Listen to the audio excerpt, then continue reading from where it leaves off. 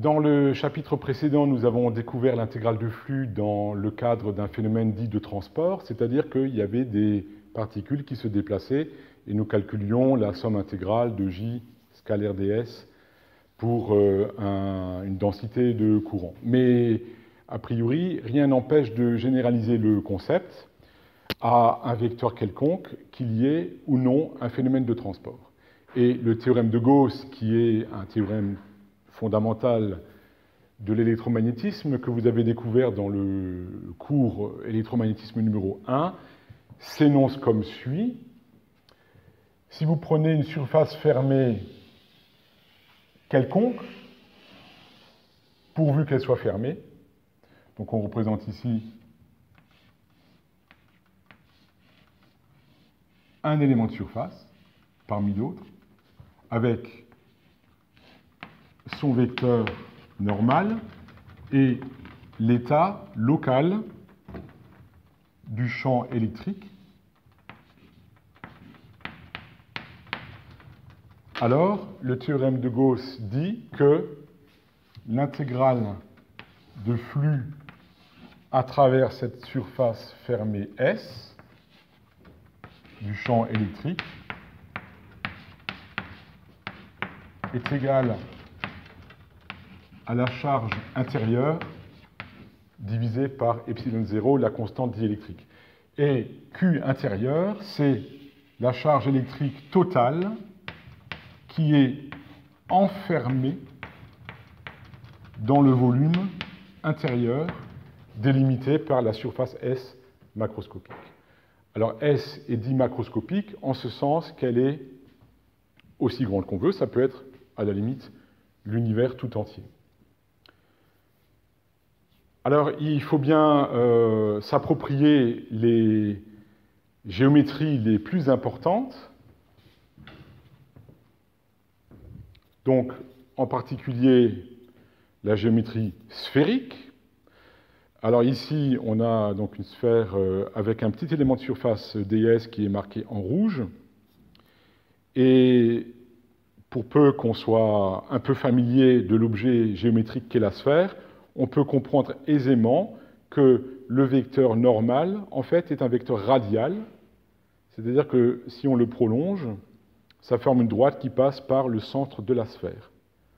En géographie, on parlerait de verticale du lieu. Voilà pour la géométrie sphérique qu'on va rencontrer souvent. La deuxième géométrie très classique et aussi extrêmement très simple, c'est la géométrie cylindrique. Alors, sur ce type de surface, il faut distinguer deux types de surfaces. Il y a le couvercle supérieur et le couvercle inférieur, qui sont des surfaces planes pour lesquelles la géométrie de ds ne pose aucune difficulté, puisque ds, à ce moment-là, est perpendiculaire ou normal au plan des couvercles, donc ça sera des vecteurs qui sont verticaux dirigés vers le haut pour le couvercle supérieur, vertical dirigé vers le bas pour le couvercle inférieur, parce que je rappelle que les vecteurs ds sont toujours dirigés depuis l'intérieur du volume enfermé, dirigés vers l'extérieur. Et un tout petit peu plus compliqué, c'est les ds sur la paroi latérale, la paroi du cylindre latéral. Et là, les éléments de surface sont figurés par les petits carreaux de la feuille. Et alors, si on se met en position vue du dessus, on peut assez, voilà ce qui est fait pour vous, on peut assez facilement comprendre que le vecteur ds normal aux petits carreaux qui tapissent la paroi latérale va être également un vecteur radial, en ce sens que c'est un vecteur qui est perpendiculaire à l'axe du cylindre, et c'est un vecteur qui est situé dans le plan de la section droite du cylindre. Donc ça, c'est les deux surfaces vraiment fondamentales, la sphère et le cylindre. Bien sûr, il faut encore ajouter le parallépipède rectangle ou le cube, mais là, aucune espèce de difficulté, puisque les 6 faces d'un cube ou d'un parallépipède rectangle sont des surfaces planes, et pour des surfaces planes, le vecteur ds, évidemment, ne pose aucun souci. On l'a dit, il est perpendiculaire au plan d'une face particulière. Alors maintenant, voilà pour le rappel, c'est un rappel de première année. Cette formulation dite intégrale, puisque le théorème s'écrit sous forme intégrale, pose une question, c'est la répartition de QINT à l'intérieur du volume, la distribution de la charge. Le théorème ne dit rien sur la façon dont cette charge QINT peut éventuellement être distribuée. Est-elle toute concentrée au centre? Est-elle plus diffuse? Éventuellement, dans la totalité du volume, cette intégrale ne nous renseigne absolument pas là-dessus. Alors, la solution pour aller au-delà de cette limite du théorème de Gauss, eh bien, c'est de se ramener à des volumes plus petits. C'est de diviser, par exemple, ce volume ou cette surface de Gauss en deux. Et si on applique le théorème de Gauss sur les deux nouvelles surfaces fermées qu'on obtient, on en saura un peu plus sur la façon dont les charges se répartissent, plutôt à gauche, plutôt à droite, si on coupe la surface en deux. Mais on peut prolonger ce procès de division, à la limite, à l'infini. Et alors, on arrive à la formulation dite locale que nous allons écrire. Vous allez voir qu'elle est relativement assez simple.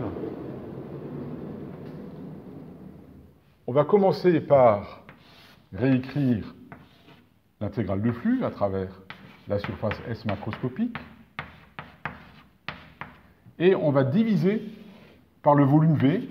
Il faut bien comprendre que le volume ici V n'est pas quelconque, c'est bien le volume enfermé par la surface S. Ces deux objets géométriques, surface fermée et volume, sont intimement liés. Les étudiants font souvent l'erreur de prendre un volume qui ne correspond pas à la surface sur laquelle on travaille. Par conséquent, on obtient évidemment des choses fausses. Et maintenant, l'idée est la suivante, puisqu'on veut avoir une vision fine de la façon dont la charge totale se répartit dans le volume intérieur, en fait, il faut faire tendre V vers 0. Et à ce moment-là, ce processus, en fait, correspond à compacter la surface jusqu'en un point mathématique qui sera, en fait, le point objet de cette nouvelle formulation qui est dite locale. Locale au sens d'un point mathématique géométrique dans un espace considéré.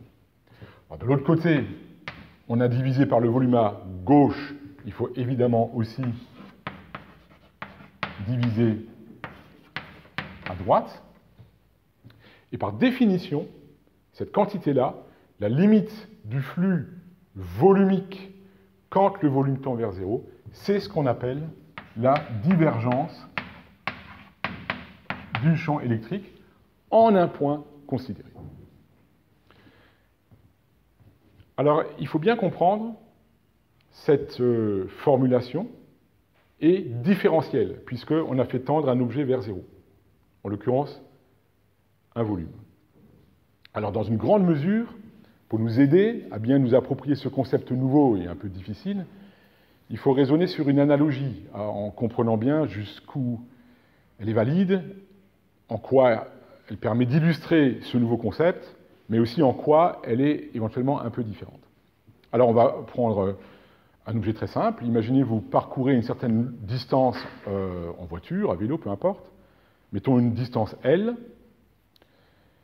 sur un voyage relativement assez long de plusieurs heures. Imaginez vous allez de Strasbourg à Paris, ça met peut-être 5-6 heures selon la vitesse à laquelle vous roulez, et vous avez votre distance qui vaut environ 500 km. Mais la connaissance de cette distance ne vous dit rien sur la cinématique, sur la façon dont vous avez roulé. Vous avez peut-être roulé à vitesse uniforme, constante, ou alors vous avez roulé tantôt très vite, tantôt très lentement, vous avez fait des longues pauses, vous n'en savez rien, si vous connaissez juste L.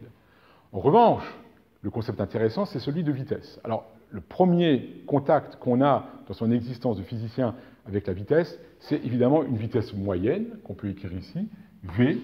Alors, moyen, je vais mettre une barre qui figure souvent une valeur moyenne, qui est égale à la distance parcourue divisée par le temps de parcours. Alors, on va le noter delta t. Donc, typiquement, si vous avez roulé 500 km en 5 heures, vous avez parcouru votre trajet avec la vitesse moyenne de 100 km par heure. Mais cette vitesse moyenne a peu d'intérêt pour le physicien. En cas de choc, hélas, ce qui importe, c'est la vitesse au moment du choc, c'est-à-dire la vitesse instantanée.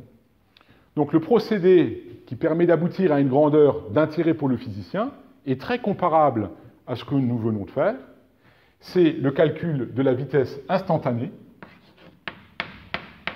qui est la limite de la distance parcourue divisée par delta t lorsque delta t tend vers 0. Et là, vous aboutissez à un concept intéressant qui est celui de la vitesse instantanée. Alors, il y a beaucoup de communs entre la notion de divergence et la notion de vitesse instantanée qui, a priori, vous est très familière. Il y a quand même une différence de taille qu'il faut bien comprendre.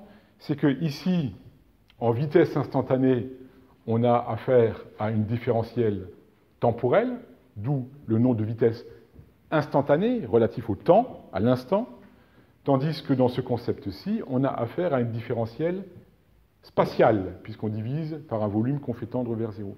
Mais à cette nuance près, je pense que l'analogie avec la vitesse instantanée vous permet de bien comprendre tout l'intérêt de cette nouvelle formulation dite locale.